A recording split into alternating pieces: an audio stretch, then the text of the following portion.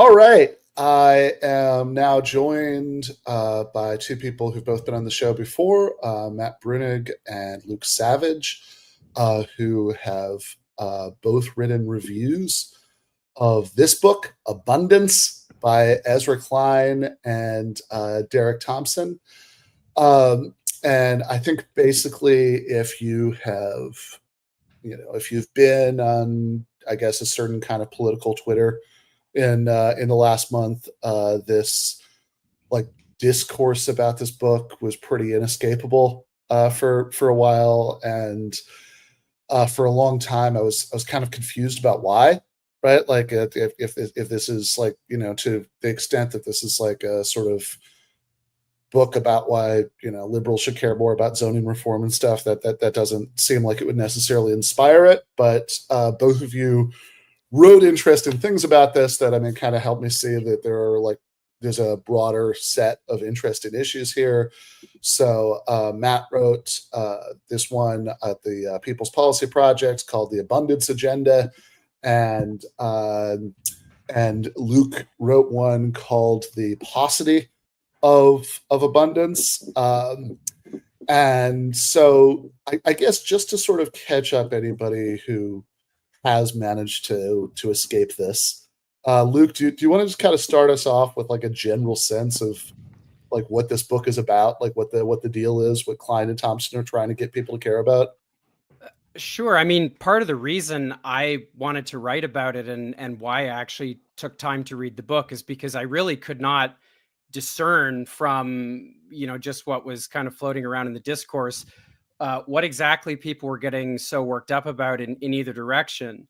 I couldn't understand why a book that seemed to be about, municipal zoning reform and that kind of thing was generating so much discourse. And I decided that I needed to find out. So, basically the sort of ambient impression that you might have from what is, from what you've seen floating around on Twitter and elsewhere is correct, right? The book's kind of basic thrusts are just that there are various administrative and regulatory costs associated with housing especially, but also with other things like transportation infrastructure and energy and so on. There's a similar kind of, in the second half, it gets into kind of similar ideas around there being too much risk aversion in how scientific research is conducted and innovation and that sort of thing. And there's sort of this, I guess, other narrative or this structuring narrative that there is a scarcity mindset that has captured the left of American politics, and what they mean by the left is itself kind of an interesting question to explore, but also the right. So this is ostensibly a supply side liberalism that they're offering us. And the thing that makes the book kind of strange is that it begins with this grand utopian sketch of the future. And so for me, there was just something inherently quite interesting about like how disparate these two poles are. On the one hand, you've got the minimalism of zoning reform and such, and you have a story about American politics that sounds quite third way-ish and just sounds like, we need to deregulate things and remove constraints from private economic actors and so on. And then on the other hand, it's like, but if we do that, if Cleveland has better zoning reform or zoning laws or whatever, we're going to live in the Jetsons by 2050. So that's a broad sketch of the book. Yeah. So Matt, you said in your review, right, that you kind of talk about the sort of main policy argument being, like Luke was saying, about administrative burdens on construction, and then there's this sort of secondary argument about innovation and science research. And you write, the authors seem to think these two arguments, the dozens of sub-arguments following them, all fit together because they relate back to abundance, a word that just means growth and innovation. But, lots of problems relate back to growth and innovation, but that does not mean they all avail themselves of similar analysis and solutions. Of course, if you treat various policy topics as separate issues requiring their own specifically tailored technocratic solutions, you don't really have a book. You have a list of discrete proposals that could make up one section of Project 2029 white paper, but don't amount to a political manifesto. Yeah, yeah, and I think that's where the kind of discourse, in some ways, clumsily, in other ways, more cleverly. That's really where people are jumping off. That's where all the heat is, if you will. The specifics of the proposals are kind of here nor it's like, okay, fine. You want to make it to, like, one of the proposals is we want more early career scientists to get grant funding. Yeah. Okay, sure. Why not? So but when it then becomes this thing, like Luke was saying, that this is actually about the scarcity mindset of people like Bernie Sanders and Donald Trump, and we need to break through all of that. Then you start asking yourself, well, wait a minute, what do you mean break through all of that? If you don't like what Bernie was doing, what aspects of Bernie do you not like, and are we really going to abandon those things? And so what I kind of read out of this, and it's kind of hard to pull it out perfectly because it's not like they have a paragraph where they're like, here are all the agendas that we want to put to the side and really focus on growth and innovation. It's just sort of sprinkled throughout. And of course, as I'm reading it, I'm always looking at, like, what about the welfare state? What about the welfare state? That's sort of one of the main tent poles of all left liberal politics for forever and ever, right? Going back 100+ years, right? So is that one of the things you think we're focused too much on? And I think that they basically suggest that it is. I have this quote in my piece where they say, for decades, American liberalism has measured its successes in how near it could come to the social welfare system of Denmark. And then, we need a liberalism that builds. And I think it's a mistake. I think we should maintain our interest in the welfare state and its, if not centrality, close to centrality, in our project. Yeah, I mean, this is something you both highlighted, and I mean, Luke, you've sort of written extensively over the years about, like, what the last few decades of American liberalism have been like. So, just mother of all softball questions, but I mean, is it your impression that American liberalism has tended over the last few decades to measure its success by how closely it approximates Nordic social democracy? I mean, it's baffling, right? What's happening here is baffling, and as with so many of the kind of narratives that structure this book, they're quite evasive about what it is they're actually saying, both in the sense that Matt just described, where there's no paragraph where they say we reject redistribution. They do have some negative language about redistribution, where they sort of say, like, they describe it in, I think, quite conservative terms as a parceling out of the present. Yeah. We can't redistribute what we don't have, et cetera, which I think is an incorrect view of what redistribution is. But because I happen to think, there are no panaceas in politics, but economic redistribution is about as close to a panacea solution for many big political and social questions as exists. But no, I mean, this is baffling. And there are other places where they, I think there are similar sleights of hand. It seems to me it's quite the opposite.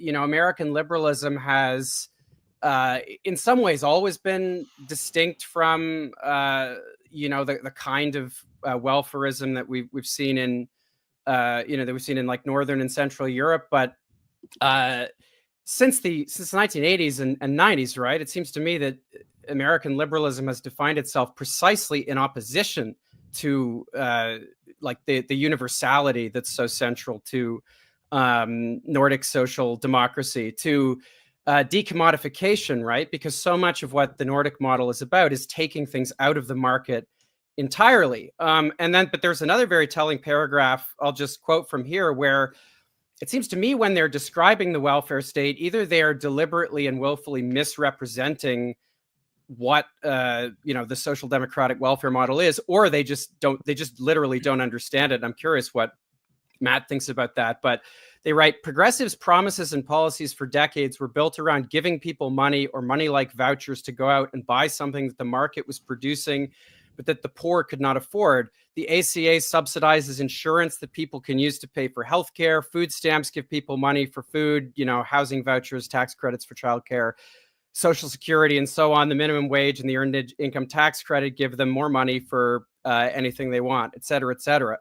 Again, that's not Nordic welfarism. And it seems to me that in sort of conflating and seeming to conflate Scandinavian social democracy with what is essentially the Clinton/Obama, approach of means testing everything and subsidizing the private market rather than replacing it with public goods and universal programs.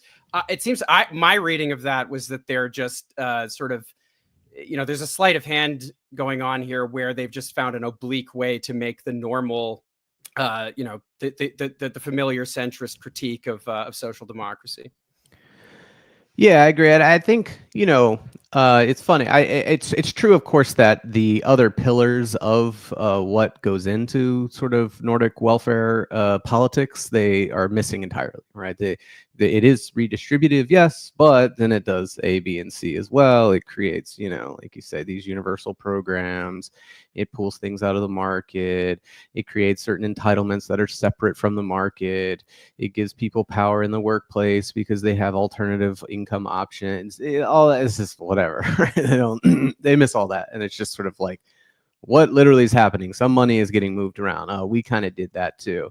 But I think the other thing that's going on here is they really want to try to draw a distinction between, increasing supply and changing distribution, and to sort of view those things as at odds with one another. And so, or another way to put it is, because I think that section you're talking about, they kind of go on to say that, this is sort of just kind of stoking demand, right? So the libs and the left are so focused on giving people money so that they can go do demand. But actually what we need is supply, because if you give people money to demand, that, a voucher to nowhere if you don't have supply. And like they're kind of playing with supply and demand, right? And, I would rephrase it as like production and distribution. And that might be a cleaner way to think about it. Like you have certain ideas about how we should change production, and that's all well and good. It's kind of different and separate altogether from the question of distribution, because the question of distribution is not just, as they say, parceling out the present, in which we imagine like we have sort of like an existing set of widgets and trinkets, and we're all just kind of moving them around. It's about structuring how distribution will occur now and in the future, right? How is the production that you want to achieve? How is it going to go out to people? In what proportion? In at what levels of inequality? That's what the welfare state and other, institutions in, this sort of egalitarian playbook does. And so to present that as like, well, all redistribution could be about is the present. Like, no, like we have new stuff to distribute all the time. And your whole thing is you're going to create more new stuff to distribute. So there's still the question of to whom and in what quantities. And to say that we can kind of put that aside is like, well, then what is even the point of the production? Let's say we produced all the cool stuff you wanted to produce, but only gave it to one person. Have we achieved something? Not to reduce it all the way to like that kind of absurd thing, but it starts to get your mind going on why actually, to achieve their own goals, they need to think about distribution. Yeah, I think that one thing that I was really really surprised by, right, is there are a couple paragraphs where they're talking about Karl Marx, getting into to my interests. So they say comparatively, abundance is returned to an older tradition of leftist thought. In the Communist Manifesto, Karl Marx and Friedrich Engels acknowledged that capitalism was superior to its predecessor, feudalism, in producing goods and wealth. And they quote the Communist Manifesto on the sort of wonders that have been wrought by capitalism. They did not want to end this revolution in production. They wanted to accelerate it, just as feudalism blocked production that only capitalism could unleash. So did capitalism constrain an abundance that a new paradigm might really unleash. I think it's the only time I've ever heard that referred to as new paradigm. I like it.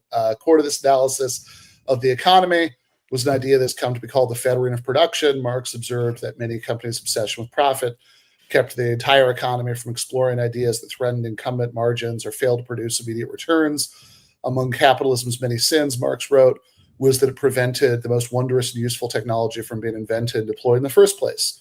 An economy run amok with useless federating serves the rich few at the expense of the poor many.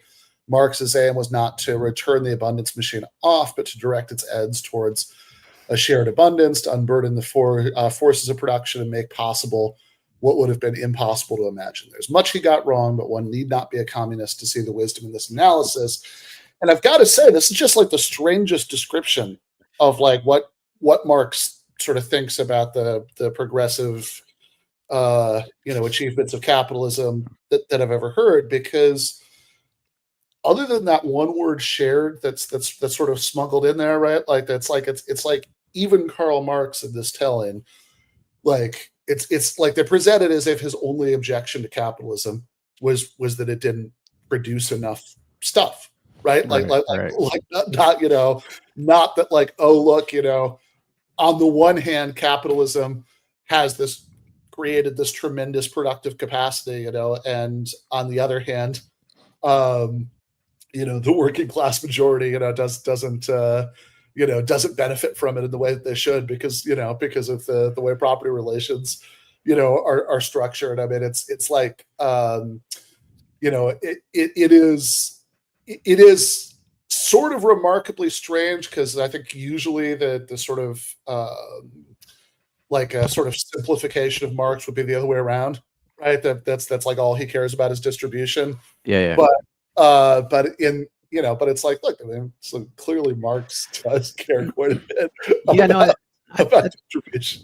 I think they're conflating. I mean, oh my God, well, they're not to be too obvious here, but they're conflating the sort of like dialectical materialist like predictions about how this is going to go with a sort of his normative politics, which, I mean, I know like that's kind of sort of the whole thing the Marxists get very touchy about, is that you don't conflate those two things. But I kind of blipped over that part of the book. I was actually at the playground with my child when it was reading it, and I was like, oh, whatever. We're at the end here. Let's just power through. But it is funny because there is a way in which you could say, hey, what is Marx pointing out here? He's pointing out that capitalism contains within it certain kinds of contradictory institutions that will end up fettering production. And, you could start from there and be like, how would I write a book that is about this topic from that perspective? And some of it might be overlapping. You could be like, very interesting. So we create this personal private asset in ownership of land and space and structures.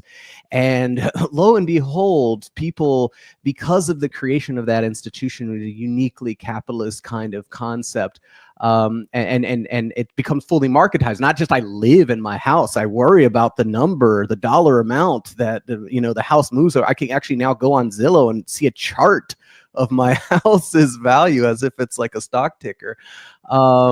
And the people in that situation now are like, don't build the new rail line by my house. Don't build the new energy facility. In fact, don't build an apartment, because they're trying to defend the property institutions. And so, yes, like there's such an inherent, problem here. And then of course, be like, so, and then Marx will say, well, then that's going to have to give away to a more socialized approach, right? You could go there, and like but they don't, obviously. The fact that, hey, we're going to have to figure out what are we going to do with the fact that our property relations is what is fettering, in their own telling, the creation of all this extra production.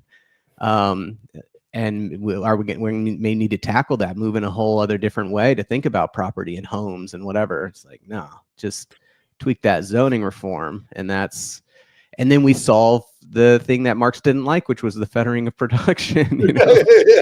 This flourish about Marx, I mean, this is intellectually lazy to an extent that if you put this on an undergraduate essay, I feel like you'd be called out by a TA or prof who is marking it, because what they're essentially saying here is oh, you lefties, in the tradition of Karl Marx, think that Marx and Engels were against the production of more stuff, and we're here to tell you that we're the true heirs to Marx and Engels, because we like stuff, unlike you, like you people afflicted with the scarcity mindset. Like, this is so stupid. It makes me think of, it's like those things from like Billionaire magazine where it'll be a meme with, I don't know, Martin Luther King, or I don't know if they've done Debs yet, but then it'll have a quote that's just like a success win quote that could just as easily have come from Andrew Carnegie or something. That's kind of the level of analysis we're dealing with over here. a super yacht. Yeah, exactly. Like, this is worthy of a Tom Friedman column or something. It's ridiculous. Yeah, so I think as silly as that Marx flourish is, I mean, it's kind of worth pointing out because it might say something about the sort of like monomaniacal focus on production as the only thing that matters. Because, like, Matt, something you pointed out in your review, I like this point, is that normally you'd be very unsympathetic to somebody who was like mad at a book because of what wasn't in it, right? That like it's like somebody writes a book about zoning reform and you're like, oh, why aren't you talking about Medicare for all? It's like normally that'd be a very silly criticism, right? Because it's like, wow, that's just a different book, right? Like, what are you complaining about? But in this case, the way that they frame it actually does make that a legitimate criticism, because it is very explicitly not just like, oh, here are some interesting problems and here are some solutions to the sort of particular problems that we're concerned with, but it is very explicitly framed as a sort of manifesto for what kind of liberalism we need, what that liberalism should be focused on, and so given that, I mean, it's like, look, if you're making this grand argument about priorities, then suddenly all that stuff is actually on the table, right? That it's like, no, it's if you're deprioritizing redistribution of wealth, for example, because that's just the parceling out of the present, and we should be focusing on an abundant future, right? Then it actually does become a relevant criticism. It's like, no, actually, parceling out the present or future is actually really important. Yeah, absolutely. Yeah, I mean, another way to think about it is almost like different levels of analysis. So you think about people have kind of like a philosophical framework worldview. Maybe under there you could think of like an intermediate thing that involves the population of certain policy goals that like relate back to the philosophical framework, and then you've got like policy particulars, like how do we go at those goals. So you can kind of think about those three levels. And when I started read the book, it seems like I read it for the same reason Luke did, because I saw all this stuff and I was like, what's going on here? Is this because it just seems like, okay, some policy particulars, here's how we achieve the here's how we achieve the carbon-free future. Okay, well, whatever, you've got your view on it, someone else has some other view, whatever, that could be interesting, that could be fun. I don't know why everyone's so pissed off about it. But then you see, oh, no, they're not just operating on the policy particular level. They're at least on the policy goal level, and at times at the like philosophical framework level, and but very poorly. And so if you're starting to dip your toe in those levels, then now that opens up the whole terrain for people to be like, well, no. If this is going to be your philosophical outlook, that's wrong. It's got to be this one. And if this is going to be the policy goal, the set of policy goals that are, supreme over all others, well, now we need to talk about all these other goals that are implicitly not supreme. And so they, in a sort of lawyer sense, open the door, and now everyone is coming in. And so once I read the book, I was like, okay, I get it. I see where people are headed with it. And yeah, I think it's. I don't think they do a very good job on that part, but like you said at the very beginning, it's kind of like the book is really only interesting if you bring in that part. If you don't bring in that part, it's almost not even a book. It's like a white paper. Yeah, there's a writer on Substack, Joe Mile, who he kind of speculates, and I think this is pretty reasonable speculation, that this book, a lot of which is cribbed directly from columns that Thompson and Klein wrote, been writing, I think, since 2021 or 2022. that they kind of wrote it assuming that there was going to be another Democratic presidency, so either another Biden term or a Kamala Harris one. And so, they may have had to kind of quite suddenly affix this much grander story to it, both in terms of positioning it as an agenda, as like a new agenda for the Democratic Party. Like, this is how we win back power. And of course they're now doing that at a time when the populist left, not the kind of centrist wonks, are leading the resistance to Donald Trump. They're positioning the book, and they do this explicitly in the conclusion, right? They position it as both an alternative to the Trumpian right and to the populist left, but also in kind of the second portion, or in how the book opens as well, in the introduction, with all the stuff about with the sort of quasi-futurist gloss they give to everything. That also kind of seems to me, or one way of reading it certainly, is that that's an attempt to win back the sort of the Silicon Valley types who've kind of moved to the right, or who've moved from the Democratic Party to the Republican Party.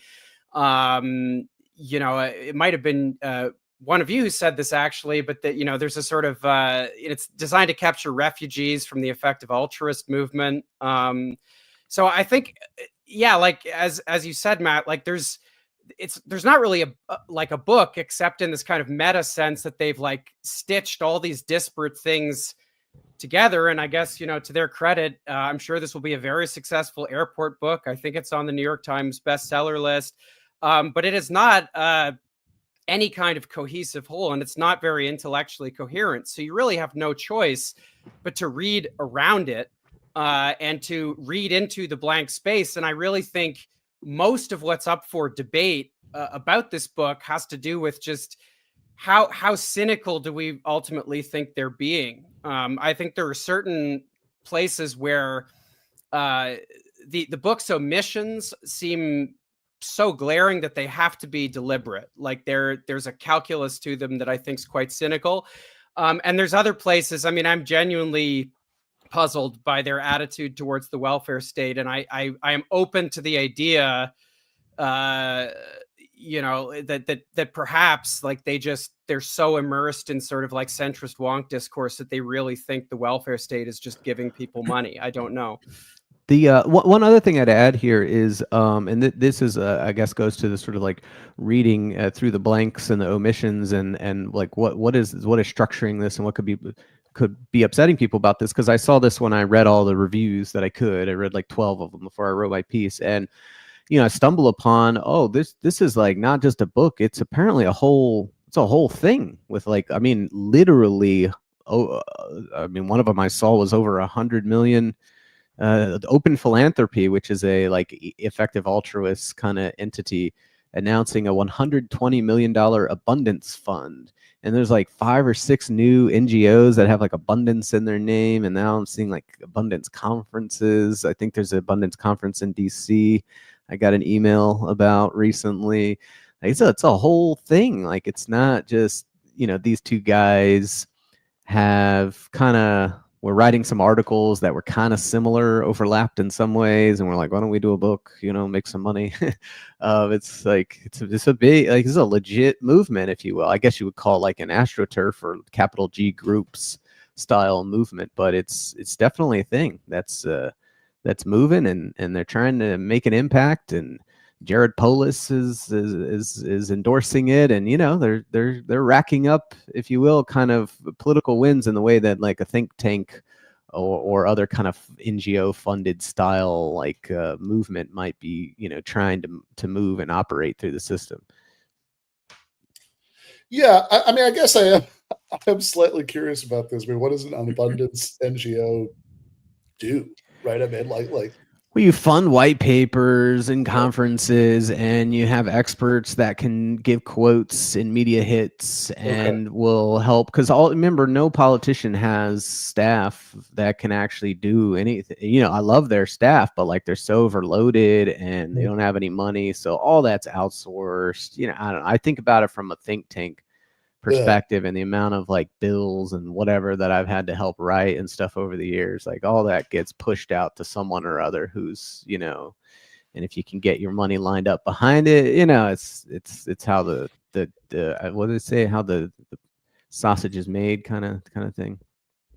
Yeah, so much of it seems to be about crafting a lexicon, crafting, a message box that I don't know, Democratic members of Congress who want to align themselves with the abundance agenda, and perhaps it's about creating incentives for those reps to align themselves with it as well. But it's about crafting a message box for them to use. So, people like Richie Torres have started talking about the abundance agenda. So I guess he has a second interest now beyond his kind of main thing he focuses on. But there was that interview before I'd read Abundance. There was that interview that Ezra Klein did. It was transcribed in the New York Times with that guy, Jake Auchincloss, who's a congressman from Massachusetts. And I guess I don't know what Auchincloss is like when he's going door knocking, but it's pretty amazing if you read that interview, which is the most convoluted just soup of like just arbitrary, like labyrinthine detail. But the point is he's learned all the, he's already learned all of the terms, and there's an infrastructure now, as you were saying, Matt, that like exists to train a congressman to talk that way. It's nonetheless pretty funny to imagine trying to sell that political style as any kind of popular agenda, because he's saying stuff the whole time like, oh, we need an economy of Legos instead of an economy of monopolies. And we should have an attention tax, which I read his shit about an attention tax, which is supposed to fund local journalism. I read those paragraphs like 5 times and I still have no idea what he's talking about. I assume that's like a levy on Facebook or TikTok or something to fund press subsidies. Well, you read it and see if you can figure it out. It's inscrutable. Yeah, I mean, so I guess one thing that does strike me, even about some of the proposals, and I do think like every sort of left or leftish critic I've seen of this book, I mean, you guys are like from the sort of anti-monopoly end of things, like Zephyr Teach Out or whatever, like everybody at some point will sort of say, yeah, look, a lot of these proposals are like fine, right? Like that's and and I can see that a lot of them are. I do think maybe this touches on some of the question about redistribution, because it does seem like even some of the zoning reform stuff, which is what people, I think will most often sort of say, yeah, sure, right, gonna do that, right? Like even some of that kind of feels like, oh, maybe we can like it's like okay to like have, we can like get rid of some of the restrictions on like building like apartments that like don't have windows or air filters or stuff. And it's like, and I think it's a small example, but it might say something about this sort of lack of interest in parceling out the present or future. Because it's like, well, hold on, is that abundance? I mean, it's kind of like you're saying like I mean that's actually like, the like sort of individual pieces we're parceling out to people are actually going to be smaller, right? But like, don't worry, but like you're just going to make it easier to parcel out, right? I mean that seems very unabundant for the people at the bottom. Yeah, I saw a really funny example of this. When one of the things they fixate on the book is this housing development in San Francisco, I think it was, and they spent a lot of time on it. And what was kind of clever about it or interesting about it is it was very affordable, or the amount of money it took per unit was a lot lower. Like, I don't know, 200 grand a unit or 300 or something. It was a lot lower than normal. And the only way they were able to accomplish that was because they did all private money, and they did all these things to avoid the state being involved at all, therefore not triggering all these rules that you had to, follow, and forms and reviews and all this kind of stuff. And I was like, okay, that's a compelling example, certainly, of administrative burden. Okay, yeah, and it is kind of sad that like you'd have to use all private money to do that. Like, shouldn't the state, be able to be more efficient once it's involved, because it's both the funder and the approver and all that? And then I went on Twitter and I just saw someone share and they were like, this is the thing they're talking about. And they showed it and it was like this, the units were like, look like prison cells. They were so tiny. And they were like these studios. I don't know. It just was like, it was like a micro apartment, you know? And hey, I'm not against it, whatever, you know, but it's better than living on the street and all that. But it's like, that's, again, like you said, I was like, is that abundance? Is that, I don't know. It seems like these people are not getting a whole lot. Well, and also it's a far cry from the actual portrait of abundance they the offer in the utopian introduction. future, yeah. Right, because they're talking about, oh, well, there's all this new space for housing because we built these skyscraper high, like eggplant farms, these greenhouses that reach up to the heavens. And like, we have orbital platforms that are, you know, shipping free prescription drugs to people via drone all the time and stuff like that. And yeah, that is a pretty far cry from like single staircase apartment buildings with like that lead to little microscopic, like 250 square foot units. Like, abundance is not the term that I would use for that.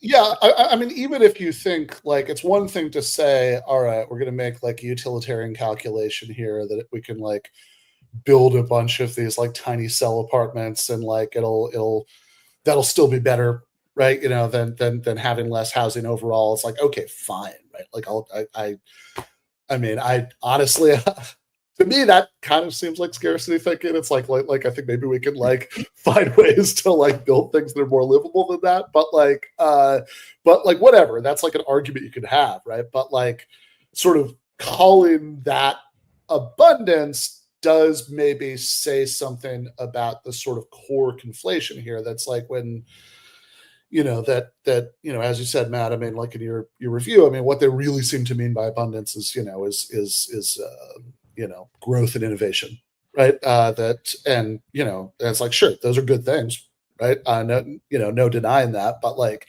if you're going to have this grand vision of, you know, like the implication of a lot of the way they talk about it seems like, you know, when we think about abundance, we're thinking about sort of like unleashed, you know, flourishing of Right. of life. And you know, I think one, you know, maybe going back to, you know, this is something you hit on a lot in your review, Luke. I mean, like this is that it's like, look, sort of wanting a more uninhibited flourishing of human life is precisely why the left has always cared about equality. Yeah, in fact, I agree with that so hard. I'm not sure I have anything to add there.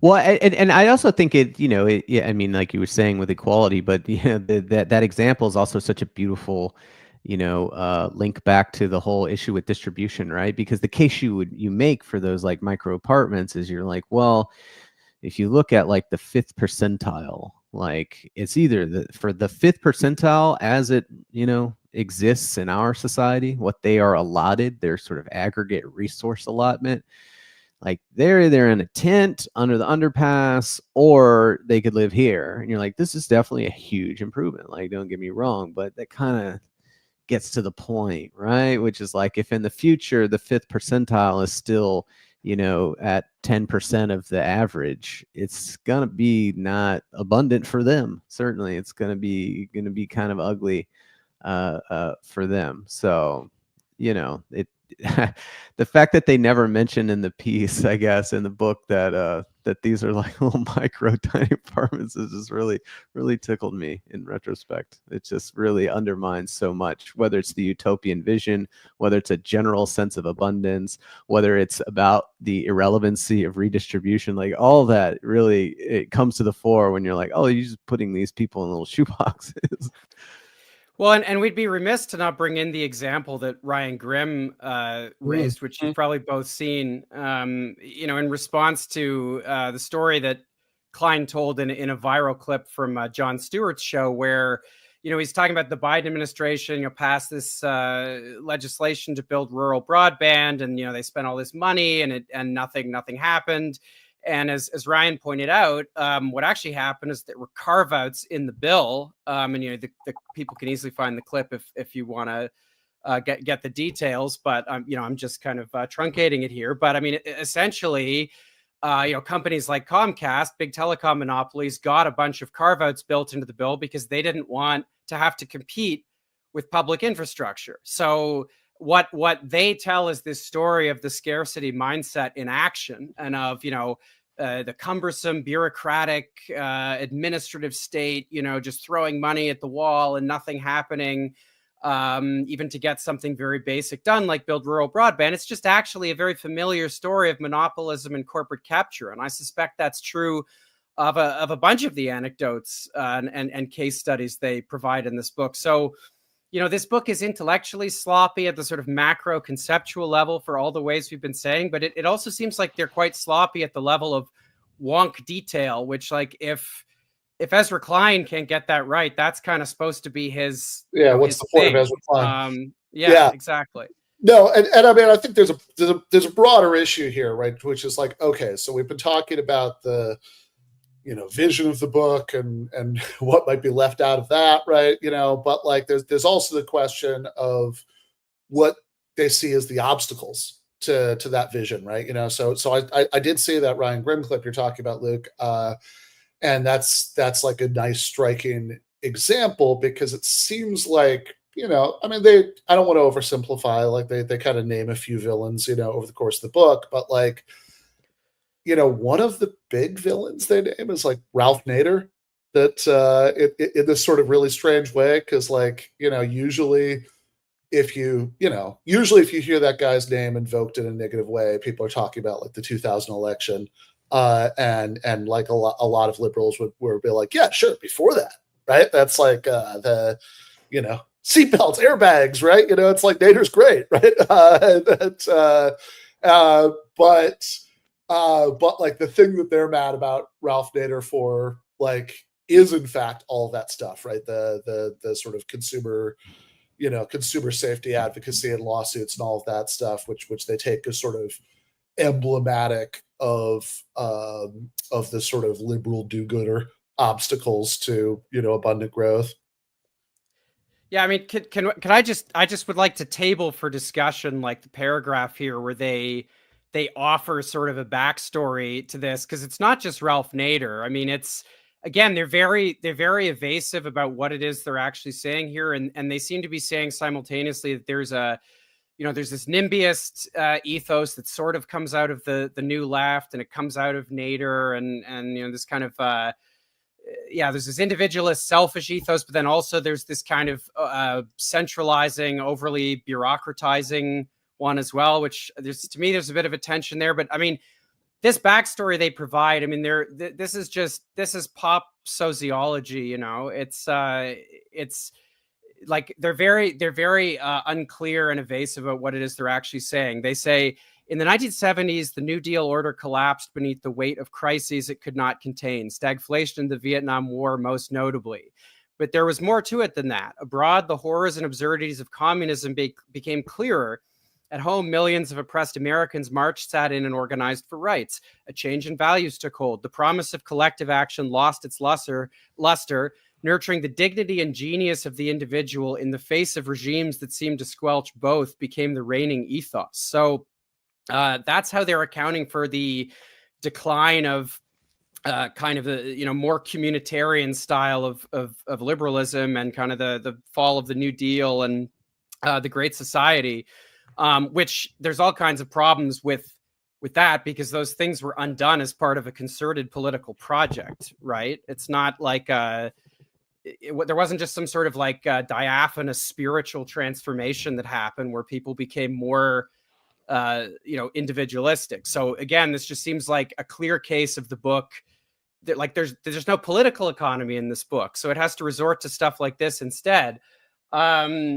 But also, I mean, this is such a convoluted story they're telling here. And again, they're being very evasive about who the actual, like who's actually responsible, who are the antagonists of this project. And I mean, there's different ways of reading that, but I suppose one of them is just centrist liberals have long had a kind of like reflexive aversion to the idea that there are antagonists in politics, right? Like they don't like politics to be structured around conflicts. It's one of the many things they disliked about Bernie Sanders. So yeah, I don't know. A lot could be said here, but it's just all of this is very convoluted to me. Yeah, and it's a weird paragraph too, right? Because the one you started out with, because it's pairing this sort of like, like the problems with, Soviet style communism and sort of, people's reactions to that with it kind of sounded like the civil rights movement as like because like, oh, that was sort of asserting rights against oppression. And like this all sort of leads to this individualist ethos, which is, it just, I mean, maybe this is obvious, but I mean, it just seems like, well, there's a lot that's been shoved together there. I mean, like if it's not like the actual civil rights movement, like one of their big demands was like government job programs, right? Like, so that's not the March on Washington for Jobs and Freedom, right? Like that's so it's like just sort of said, oh yeah, well, people were concerned about like their rights in this situation, and they were concerned with people's rights in the Soviet Union, and that all kind of led to this ethos of individualism. Yeah, I mean, and I this isn't what I was getting at in this part of my review, but you don't have to do this historical attempt. You really don't. And I feel like maybe they felt like they had to, and then they were like, oh my God, what do we do? It was some combination of Ralph Nader and the consumer movement, the environmentalist movement, I think, what was it? Silent Stream.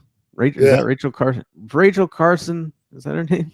Yeah. She was also did it. The New Left did it.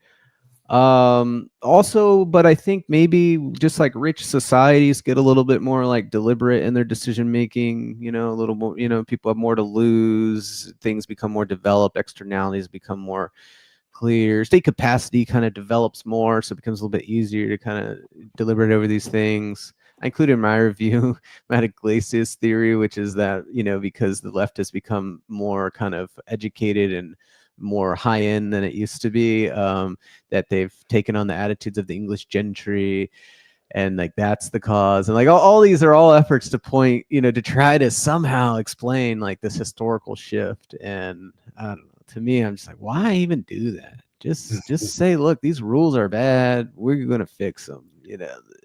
Otherwise, because you just open yourself up to people like Luke just being like, what is this? This is so unclear. I don't know what's going on, and just being lampooned. Because like, if you were to try to actually answer this question, as a historian, right, just, I mean, years of work, presumably. And then even then the book's probably like, God, I don't know, it's like it's 500 pages of a lot of hedging.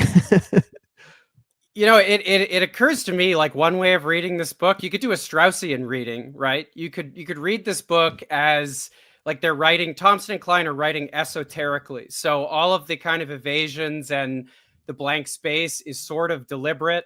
And I mean, if we consider again the passage that I just read, I mean, if you changed a few of the words around in that passage, if they describe the various like 1960s, the movements for rights of various kinds. I mean, they don't say it, but when they say millions of oppressed Americans marched and sat in, et cetera, I mean, they're talking about, the anti-war movement. They're talking about the feminist movement. They're talking about the civil rights movement. And if you kind of like read between the lines a little bit, and we're being perhaps a tad ungenerous to them, they are getting awfully close in that paragraph to what has long been one of the dominant right-wing narratives about the 1960s, right? Which is that in the 1960s, a series of these kind of irrational enthusiasms among the liberal class, feminism, Black liberation, civil rights, et cetera, that realizes itself by the 1970s by interest groups making demands on the state, making demands for resources, that kind of thing. And so that's why we need, neoliberalism. That's why we have to dismantle the regulatory state and the administrative state, because otherwise we're just going to have like a state that just funnels money because it's been captured by all these different interest groups, and we need a society of individuals, not groups, et cetera, et cetera. I mean, this is like getting close to something that Jordan Peterson could have said if you read it a certain way, which would be unfair to do if they were a little more precise, but they're so imprecise. It's certainly tempting to read it like that. Well, I mean, I think that certainly the thing that actually does feel, and I think this is fair, Jordan Peterson-esque, is the sort of idea that it's like, look, what we should, again, what really matters is growth, right? Not the parceling, right? I mean, this is like, I think of Jordan Peterson in his debate with Slavoj Žižek, where he says, sort of says at the beginning, hey, I flipped through the Communist Manifesto, and I saw at the beginning that Marx admits that capitalism does a really good job of developing the forces of society, productive forces. So why not just keep with that, right? Because that's what matters.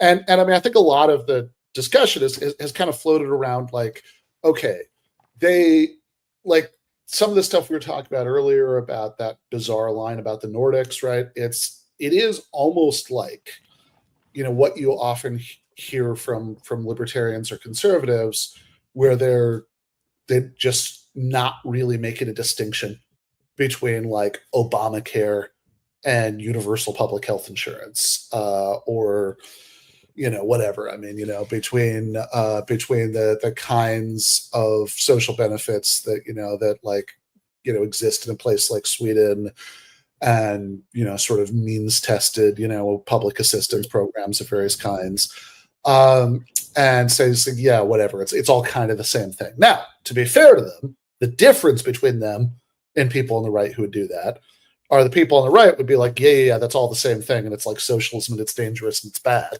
right? Whereas they're like, yeah, we've basically been doing all that, and sure, whatever, that's good, right? Like that's we're all for that, whatever, it's fine, right? But then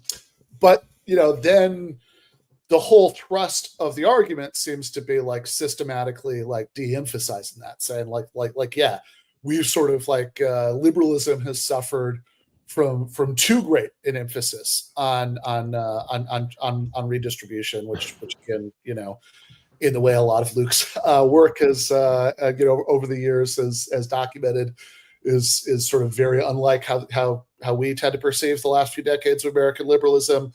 But I think it also gets back to the question Matt was raising a second ago, right? Which is okay, why are we interested in the historical narrative in the first place? Because sure, I mean, if all you're doing is sort of making policy proposals, right? You can't leave out the historical narrative. It's okay, whatever. Regardless of how the problem arose, here's the problem, and here's the policy. I think would fix the problem. But the one reason it might be important is if you think that not just in the past this is how it's arose, but it might be relevant to your story about what kind of forces stand in your way right now. And Matt, I thought one of the most striking things in your review was where you sort of said, hey, it's really strange to read Ezra Klein sort of promoting, what he at least sees as this very ambitious agenda. And there actually are ambitious things about it. I mean, there are things about what's being suggested that that there would be a lot of resistance to, right?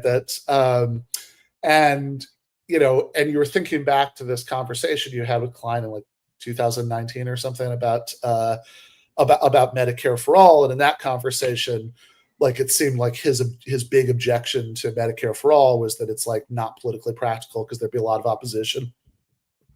Yeah. No, because Klein was a healthcare guy for so long. That's part of how he got to be such a big player, was during the Obamacare debates and all that. So, he knows a lot about healthcare, the health insurance system, without a doubt. That was a great podcast I had with him, but it was I didn't find it frustrating because I knew from the get-go that was what was going to be his move. When you're dealing with other kinds of people on healthcare, you don't necessarily know, like they might believe something like Medicare for all will bankrupt America, and you'll have to like wade through like that. It's like Ezra's been doing this for a long time. He's smart enough to know that like the move here is not Medicare for all bad. I can't do that. Certainly they're probably not against Matt. So we got to go politics. We got to go politics. And it's like, all right, that's fine. But yeah, when I was reading the book, I just remember that so much because I'm just sitting here and be like, oh man, like the politics of this are rough. Like, so your main, if to the extent that they identify a villain and they are careful about just kind of being real wishy-washy about it, it's got to be the American homeowner. The American homeowner has got to be the big main like person who's holding back progress in the country. Like, okay, fine. So let's look up them. That's 2/3 of American adults, disproportionately older, disproportionately wealthier. You know, like as a share of voters, I don't even know. I'm sure you could find this. It's probably like 75% of voters or something, just because the way it skews demographically. And so we got this whole book, and we're going to take on 75% of the voting population and strip them of all this power they have to protect their assets and to determine, you know, what kinds of things exist around them and, you know, affect their quality of life and whatever. And that's my policy thing. And I'm just remembering back where he was when he asks me, so what are you going to do about like employer opposition to this? And I'm like, well, we're going to have to take them on. And I'm like, that's like less than 1% of the population, you know, it's like an employer. Like theoretically, yes, I think a mass movement could take on a small percentage of the population that employs people as like a business owner or whatever.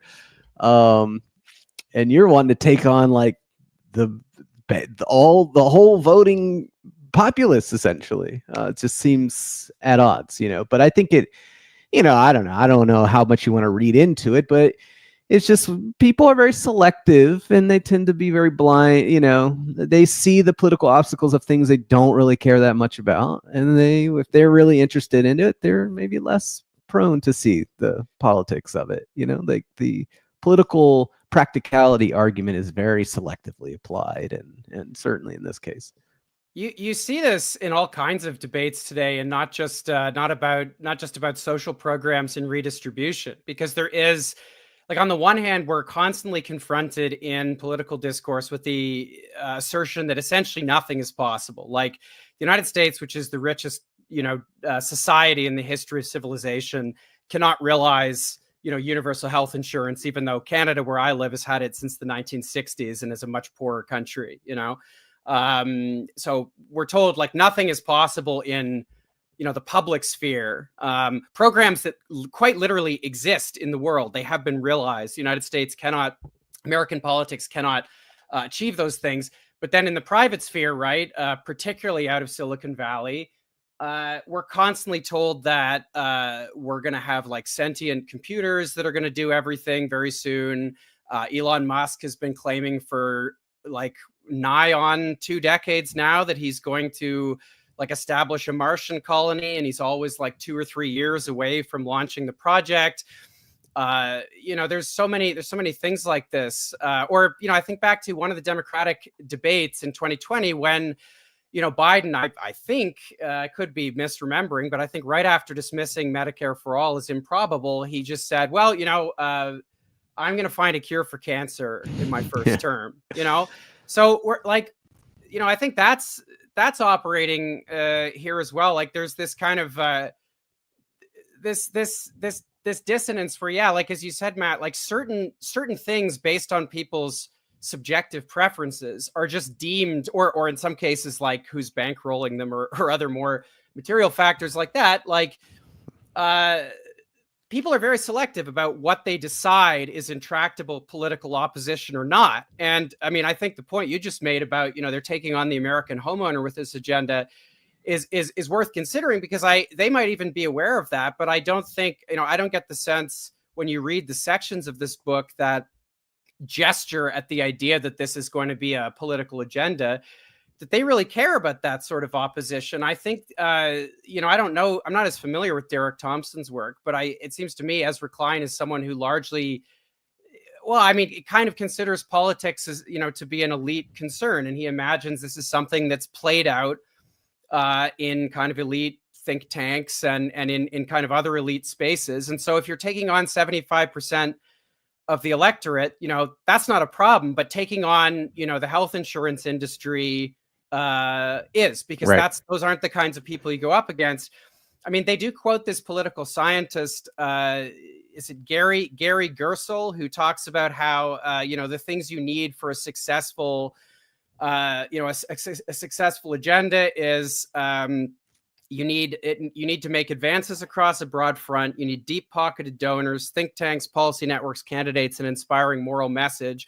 And they mention both Reagan and FDR as kind of examples of doing this. But there's nothing about, you need a mass movement. You need to mobilize people. You need to you need to organize popular pressure to exert, to make demands on political institutions or anything like that. So yeah, once again, I think there's a lot that one can kind of learn about the worldview of this book just from looking at the blank space and the things that they don't address. Yeah, they definitely do have a grass tops theory of change, which, if you've been in DC your whole life, I'm sure that's what you think of it. But yeah, I guess that is a very good point. When he said, how do you overcome the employers, he really meant the Chamber of Commerce and the various lobbying organizations. And I don't know, is there a homeowner version of that? I'd probably not. It's like those are just people, but I'm talking about the institutions that determine what policy is viable or not. That's a funny. And the utopian thing is I don't know why I thought of this just now, but there's a one of the things I really like about the early socialists is they really do this thing where they're like, one of their arguments against, clearly, they're dealing with people who are saying you can't do this, you can't achieve socialism, and one of the things they'll point to is scientific progress, and they'll be like, if we can do this, then this is nothing, and it's funny because they're writing 1830 or whatever, and so what they think of as scientific progress is it's impressive, don't get me wrong, but there's no well, if we can land a man on the moon, then it's so much lower tier stuff, but they're obviously, it's very impressive to them in that moment. And I think about this in the context of this book, where it's okay, so and then that discussion with Ezra, it's so Ezra is we can have orbital pharmacies that shoot Ozempic down to homes, but if you're can we get everyone on a single public health insurance plan, he's absolutely not. It's a full inversion, and you could it's wait a minute, surely if we can have orbital pharmacies, which is a medical thing, we can make sure everyone has health insurance, right? It's no, it's too much. But yeah, it does go to show you, it's sort of but I mean, that gets to the point of I don't know, how much is technology the thing that holds us back, or growth the thing that holds us back? It's this other constellation of things that, ideology, philosophies, vested interests and stuff. Again, the parceling out does seem very relevant. I think there was this thing that was going around a few weeks ago about Bill Gates saying that by whatever year in the future, we won't need humans to do most things. And then he was oh, so we'll have therefore we'll have a 25-hour work week. It's well, that's a really weird therefore, because work week hasn't gone down since the Fair Labor Standards Act in 1938. And there's been a lot of technological progress since 1938, right? That's clearly not the holdup.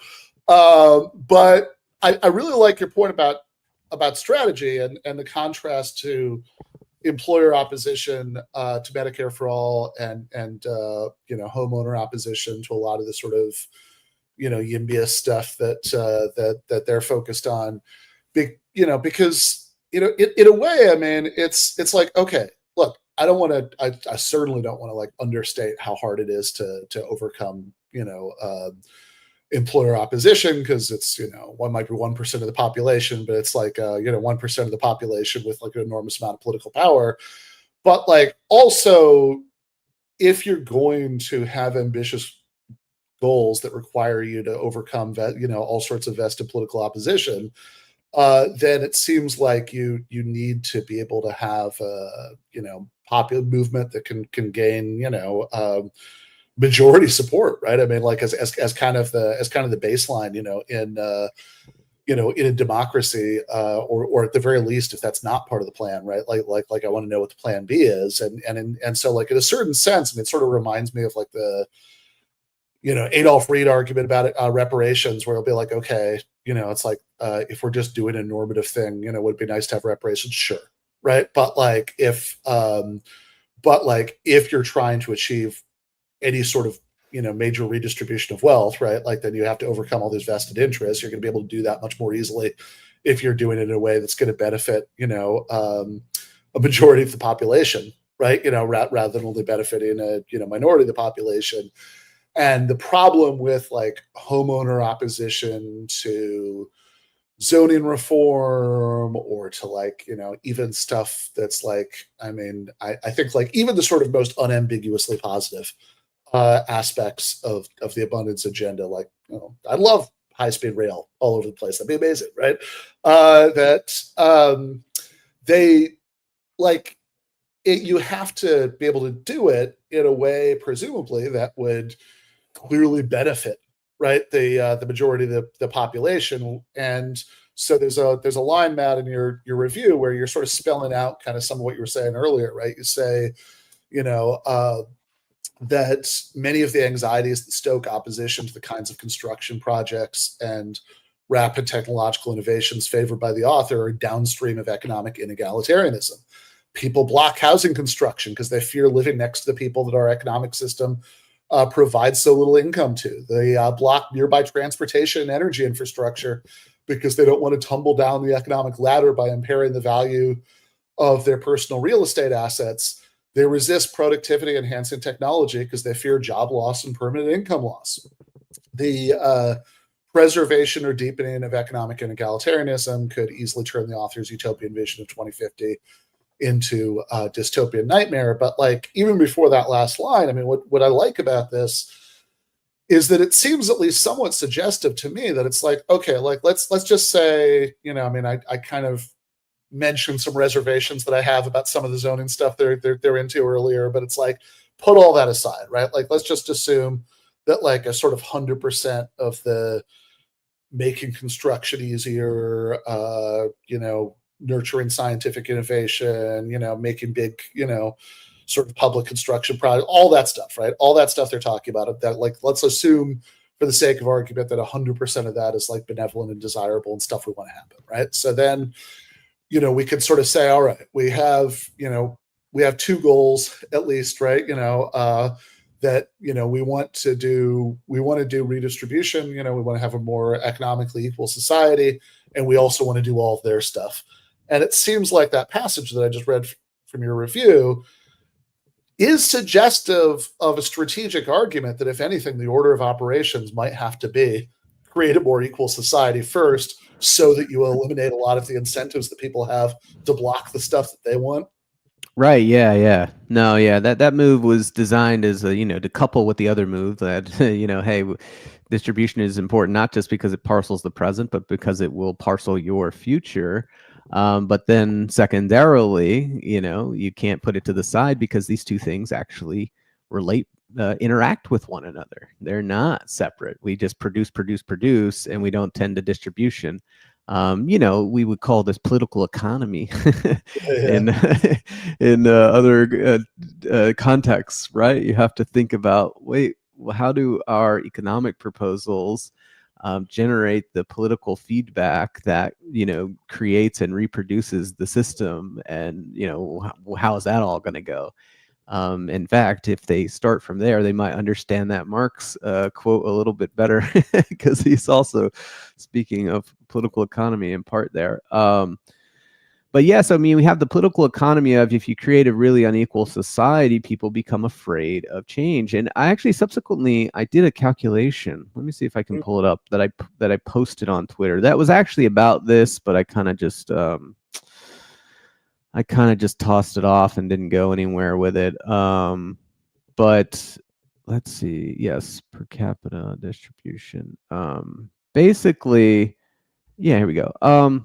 So what I wanted to do, not to make this a math thing, is I wanted to see, okay, if there would be a way to demonstrate why people might be afraid of technological innovation if we assume that if you insert new technology, it's going to be disruptive in a way that some people are going to lose their job and they'll get reallocated into a different job. But like some people are definitely going to kind of fall down the ladder a little bit, right? Like I used to have this job and then new tech kind of made it redundant. And so now I had to go to do this other job. But the old job was like a 70th percentile job. And this is more like a 60th percentile job. And whatever, like that's the kind of thing that happens when you introduce new technology. And so how much income would you stand to lose if you were to drop just 10 percentiles in the income distribution? So imagine you're at the 60th percentile, some shock occurs, you don't lose everything, but your job is gone, you got to get reemployed, and so you go down to the 50th.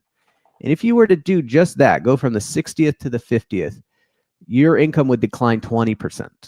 And that's true kind of like across the board. As you get towards the tails, the percentages go way up.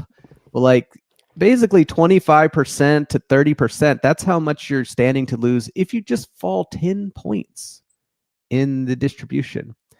And so what are we looking at when we're thinking about explosive growth? Well, we get kind of like 2% a year of growth, if we're doing pretty good. So let's say you could increase that to 3% a year, which is like a 50% increase, quite a radical change. Well, it's going to take you, for that extra percent, would take you like 18 years to make up for the fact that you tumbled just 10 points in the distribution. So like, of course, you're telling me, hey man, in 18 years, you could be as well off as you were. Like that's not going to go. But think about this again mathematically. If you squeeze the differences between the percentiles so that it's not the case that you lose 20% of your income if you tumble 10 points, but you just lose like a 2% or 3%. Well, now the calculus changes and you're much more invested in what is the average income of the society, right? So a more kind of less mathy way to put it is the more unequal the society is, the more you rationally are invested in holding on to your spot because you don't want to fall. Whereas the more equal the society is, the more rational it is for you to think about what is the best way to maximize the average outcome, because you're much closer to the average outcome. And the average outcome is going to be much more important to you than whether you're at the 40th percentile or the 60th percentile. This is what you see in the Nordic countries as well, right, is that their wage distribution is hugely compressed. Right? The gap between the 90th and 10th percentile is so much smaller than it is here, just like in the wage distribution. So in a way, like, who cares if I lose my job, because I'll get on good unemployment benefits, I'll get another job, and guess what? It's basically going to pay the same thing that I was already making, because all the jobs kind of pay the same, especially when you add in that a good chunk of your income's not even coming from your job. It's coming from the free healthcare. It's coming from the free childcare. It's coming from the free college. It's coming from the child allowance. It's coming from all these social benefits anyways. So it's, once everything is kind of all the same, you're invested in wanting to improve average outcomes. And so, it's a long way around of saying that inequality makes people afraid of change, because change could mean that you go down the ladder. And when the gaps in the ladder are big, that's a very scary proposition. And the other thing is, on the flip side, I use the example of Elon Musk, right? Musk was made rich by exactly the kind of things that they want to promote on the innovation part of the book, right? Let's subsidize these growth industries, electric vehicles, solar panels. He's got his satellite, SpaceX, right? And they made him the richest man in the world doing all that through government programs. And then he's he accumulated so much power through that wealth that he essentially became like a shadow president who is in the process of like destroying state capacity and cutting the kind of things that they actually like, like National Institutes of Health grants. They're kind of destroying academic research in STEM. Yeah. I mean, like I'm not even particularly in a world where I know a lot of these people, but even I will know people or know people and hear all this stuff. And I was like, oh, this or that person is like a scientist. And they're like, oh shit, should I get a job in another country now? Because like all this stuff is going away. Yeah, right. So I'm really glad you brought up Elon Musk, because this kind of gets into like the last, thing that I really wanted to pick you guys' brain about, which is that like Luke sort of alluded to this earlier, right? Like that the context of the book that, maybe when they were first starting to write it, they assumed that, we'd be under a new, Democratic administration, but, it's like, as it is now, it is kind of this intervention in debates about, what sort of, some of us would like something better than liberalism, but whatever, right? Like, let's just say, to use their framing, right? What sort of liberalism, should be sort of counterposed to Trumpism, if like if progressives, Democrats, whatever, like are gonna like get their groove back and like take power again. And one of the things, Luke, that I think you like kind of brought out nicely in your review is like, look, so much of this stuff seems like a really like sort of small bore concern, that it's like, that's like a lot of what's driving this is, yeah, some of these like big blue cities are run terribly, right? Which, look, I live in Los Angeles. Nobody needs to convince me that premise is true, right? Like, that's clearly true, right? That there are like all sorts of horrible and dysfunctional things about the way that LA, for example, is run, but like sort of treating that as this grand like utopian like thing, that it's like, oh, this is the key that we need to unlock to like get everything. It's like, well, I don't know, man. It's like, there are a lot of cities in the US that aren't actually run by Democrats. There are a lot of, or certainly at least like, that have, big cities in Texas, that have, that have like a zoning regime that like actually doesn't seem far off from what they want, right? Like, and that's kind of not that inspiring a vision, right? That like we'll sort of implement that nationally. And then also related to this, right? And it's like, look, like they actually say, both of you guys quote this in your reviews, right?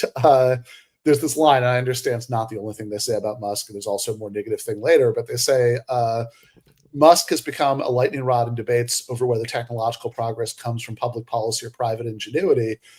But he is a walking advertisement for what public will and private genius can unlock when they put together. I mean, Luke, do you think Musk is a compelling advertisement for that? Well, as Matt just said, he's an advertisement for the exact opposite. I mean, he's an advertisement for the dangers of pursuing precisely this approach. And it's very funny because, as has been said already, I mean, this is already the approach that so many of America's political leaders have taken. It's like, yeah, let's just subsidize these like, mercurial tech barons, and that's how innovation happens. That's how we get, that is the font of social and economic progress. And, I think that's absurd. And actually, to tie together this and the prior conversation, I mean, I think this relates back to the bigger point here about redistribution. I mean, it seems to me that like if we want to adopt, at least in the abstract, the thrust of the conceptual thrust of the abundance agenda, and say, okay, well, yeah, sure, we agree. We want abundance. Fostering innovation is the most important thing. This is kind of what the second half of the book is about. I again think that having a more egalitarian society is one of the ways you can do that, right? Because it seems to me people are a lot less likely to be creative and to innovate and to be disposed of the kinds of things that are precursors to creativity and innovation if they're suffering, if they're spending 12 hours a day in shitty, alienating jobs, or if they're having to spend most of their mental and emotional and psychological bandwidth just earning the bare necessities of life. It seems to me that the context in which people flourish, in a broad sense, is one where they, it's more likely to be one where people have to worry less about those kinds of things. And so again, I feel like there's an argument here that the sort of, the current regime, and the current approach to innovation that this book embraces, which, is the current one, basically, that's what's hampering innovation, in a big way. I mean, although I guess just to make a further point, and sorry, Matt, and then you could come in, but make a further point, I guess, I also think it's maybe just a mistake to construe innovation as something that you can sort of like, there's like a perfect regulatory framework, perfect incentive structures to have maximum innovation. I think it's a much more, particularly when it comes to scientific discovery, it's a much more like nebulous process. I don't think it's as easily quantifiable. And like, that's why we've seen technological innovations come out of all kinds of different contexts, and there's a lot of luck involved. And, it's not something that you can like wonk your way into, I don't think. Yeah, I 100% agree with that. And I think I may have made that point on the Chapo podcast when I was on it, but I think because that's a huge question that comes up in a lot of policy. I remember for many years I was having to fight this argument where people would say, well, the Nordic countries, they sure are equal, but they're not innovative. And I wrote so much stuff on it. And as part of that, you actually, you was kind of forced to ask the question, like, well, so what causes innovation? You start looking, and it's like, I don't know, man. It kind of just comes, this sort of lightning bolt, and you got to be able to capture it and innovate it, and or capture it and implement it. That is something that is institutionally important. Right. But where it comes, I mean, I think about like Finland, because that would be one of the countries, and it's like, well, what is this? What is something Finland contributed? They contributed the Linux operating system, which is just this guy, Linus Torvalds, whose dad, by the way, is a communist. And I don't know, like, he's just a guy. He was like a coder. He was at the University of Helsinki. He made this thing. It kind of took off. And now, like, the vast majority of the computers in the world are run on it, and including, I'm sure, this server that we're on right now. And, it's like, did that come because anything Finland did? I don't know. But I do think there are definitely some, like, intuitive things that you can look at where you can start thinking about, it's at least plausible that inequality in our country might push against innovation, for the reasons you gave, Luke, but also for reasons related to just horrible allocation of talent. Like, if you think one of the things that drives innovation is there are some people who are kind of smart, kind of like tinkery, kind of interested, who in that, where do we put those people? They go work at McKinsey, right? They go exactly. work on Wall Street. No, the smartest kid I knew in high school, I went to a huge high school, had 4,000 kids in North Texas, and he like won every science competition. There's like state science competitions. He went to an Ivy League school. He was like really, really smart, clever guy. I met up with him a few years after, I don't know, maybe 5-6 years later, and it was like, what are you up to? And he worked on Wall Street, of course, but what did he do? And he was like, so I follow the Monster Energy stock. And like we trade like on Monster Energy stock movements. I'm like, oh, that's good. All right. But like when in high school, he's like, I'm going to do physics.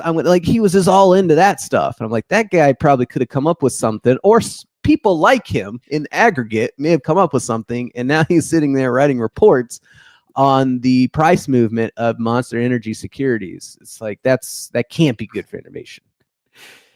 Let me just say one more thing here to add to that, because like insofar as I can envision any kind of institutionally specific way to foster innovation, like it seems to me that again, like the Silicon Valley model for technological and scientific progress, for invention, where it's like, okay, we're going to have this really, really high risk environment where huge amounts of capital are wasted on, you name it, fucking, WeWork, cryptocurrency, Juicero, like all these kind of things.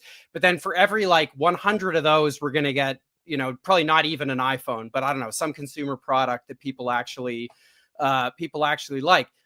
It seems to me that a lot of the most important innovations that have happened, at least, since the 20th century, have come out of public investment or public universities or publicly subsidized scientific research. And I think one of the reasons for that is because that type of research, that type of scientific inquiry, it's not really happening in a competitive environment in the same way, right? If you are a brilliant scientist, say, and you work, or a brilliant guy who watches the Monster Energy stock, if you are working for a private company, that company has a market incentive not to share information, not to share expertise, that kind of thing, because they're trying to compete. And that's like, you see that with like pharmaceutical companies all the time, right? That's just one example. When you're doing public research, there's also like it's also harder to do, I think, certain kinds of basic research, that like might or might not bear any kind of useful fruit anytime soon, right? I mean, like you even mentioned, like when you were sort of trying to give the due to, private innovation, you even mentioned the iPhone. It's like, look, people watch the show, seen me say this many times, but it's like it's all public. All the technologies came out of public research. Yeah, I mean, right? The only TED Talk I ever tell people to watch is the Mariana Mazzucato one, where she's talking about like how like everything in this thing that like actually makes it a smartphone instead of a dumb phone, came from like the Defense Department or public universities or whatever, right? Like, and I don't want to overstate what you can learn from that, because like I do agree with you that, I mean, like the like sort of trying to figure out exactly what the causes of innovation are is hard, but I mean, like it does seem at least suggestive that like the secret sauce is not having a private company do it. It is important to note, for in fairness to the authors, that and I think this was Derek's part of the book, at the end of this part of the book, he does on some level kind of acknowledge that he doesn't, they don't really know, and then but says like, we can fund a meta science to figure it out, right? Science. So if we do, but then I thought, oh my God, we're gonna have so many debates about which scientists to fund to do the meta science, and should it be early career ones, and what should the regulatory?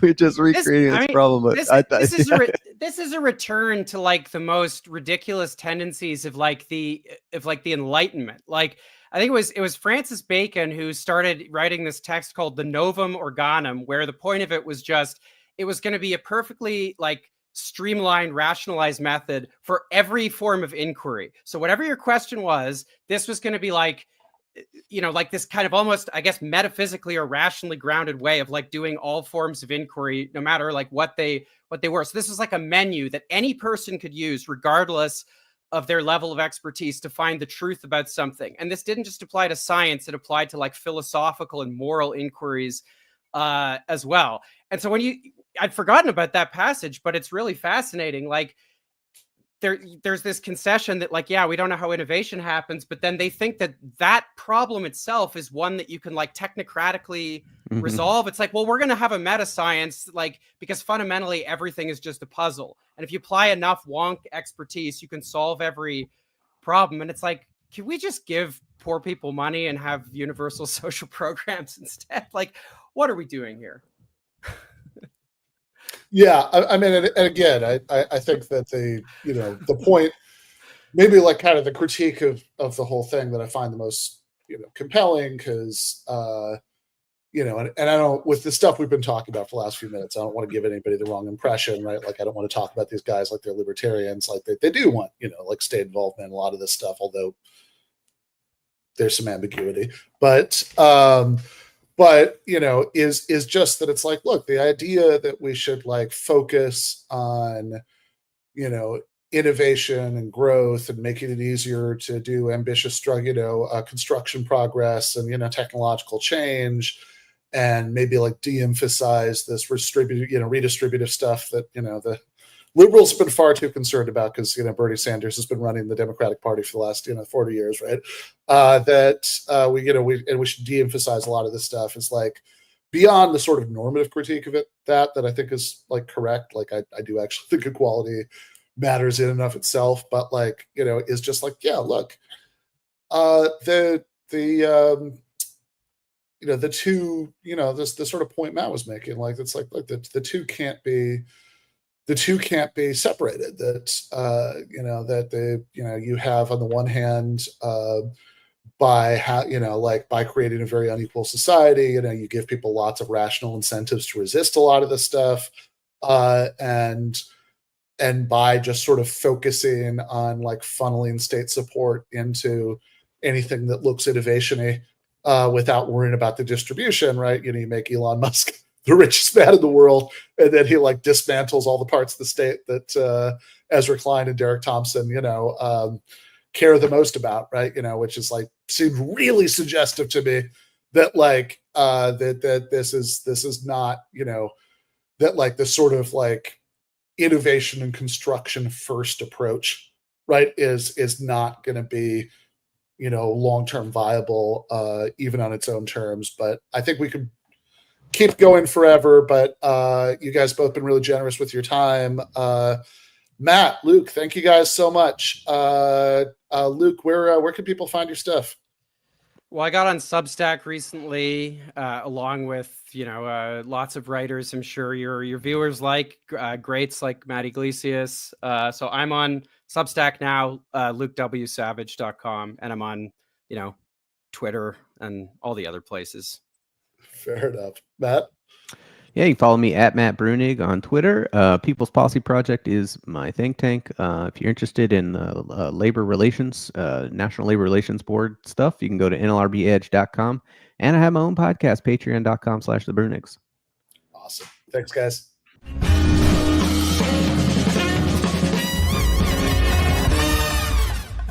You have been watching free public content from Give Them an Argument. To access every single episode of the show, the main show on Monday nights, all of the streams, all of the debate breakdowns, all of the patron-exclusive postgames on Monday nights, all of the patron-exclusive bonus episodes every week, and much, much more, go to patreon.com/Ben Burgis. I cannot resist ending this with, don't be foolish.